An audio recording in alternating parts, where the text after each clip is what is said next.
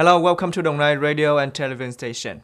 Today marks the 48th anniversary of the day when the South was liberated and the country was reunified. The victory on April the 13th, 1975 is a shining milestone, a glorious page in the history of building and defending the nation of the Vietnamese people.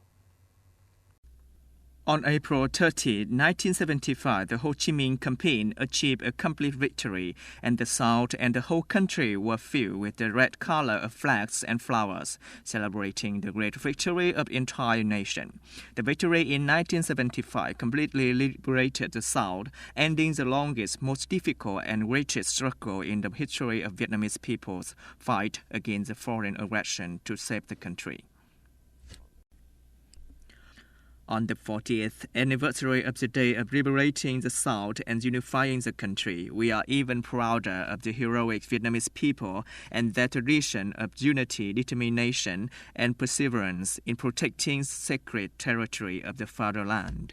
From the desire for national unity that has been inherited and promoted by generations of Vietnamese people, we work together to pursue the aspiration for progress, development, and happiness for our nation.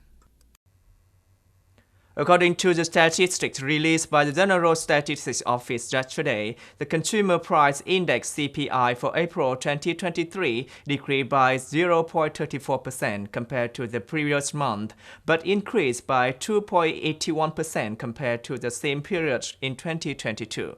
The average CPI for the first 4 months of 2023 increased by 3.84% compared to the same period last year.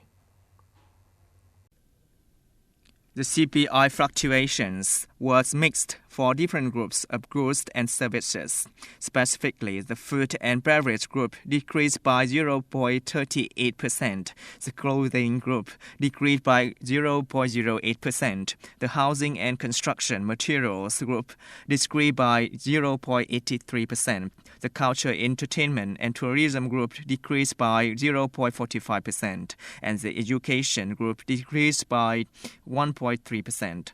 On the other hand, the CPI of the beverage and tobacco group increased by 0.12%. The medicines and healthcare services group increased by 0.02% due to the increase in demand for medicine during the transitional weather. Currently, many orchard owners in Khmer District have managed to make their durian trees bloom early, resulting in ripe fruit available for sale at the beginning of the season. Gigi not only is a durian in the season, but the selling price is also higher than previous years. This is a double joy for many orchard owners. A 3-hectare durian orchard with RI6 and Montong varieties, ranging from 3 to 7 years old, belongs to Mr. Duan Văn Tuan's family in Long Giao Thao, Khmer District. In recent years, he has always treated the trees to bear fruit earlier than other orchard owners, to sell at a higher price at the beginning of the season. This year, he has sold over 2 tons of durian at a price of 65,000 VND per kilo, which is 10,000 VND higher than the same period last year. The expected yield is about 25 tons of fruit per hectare, 5 tons higher than in previous years. Across Khmer District, there are more than 2,100 hectares of durian trees being harvested, nearly 1,000 hectares higher than in 2020. Mr. Levan Dong, chairman of the Farmers Association in Long Giao Thao, Khmer District, said that many orchards this year will achieve a yield of 20 to 25 tons per hectare, compared to about 18 tons last year.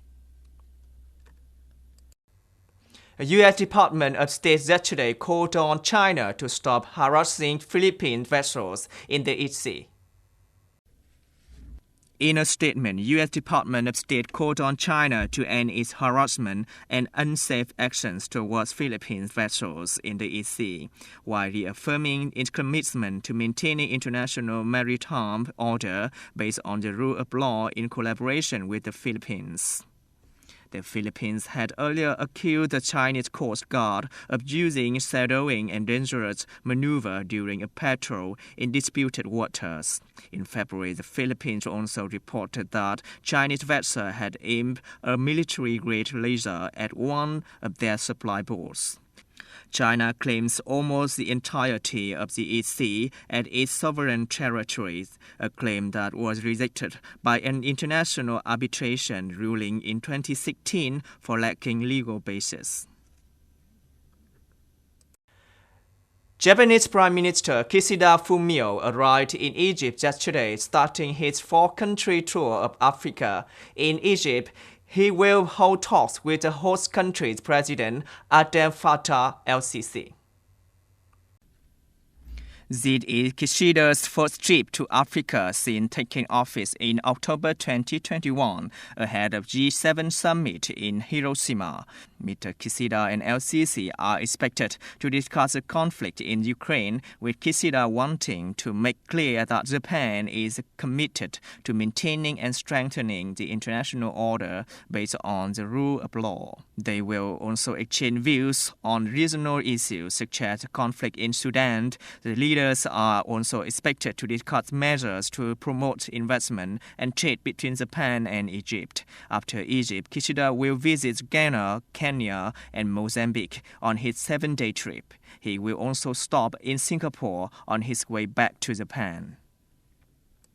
That's all we have for today. Until next time, goodbye.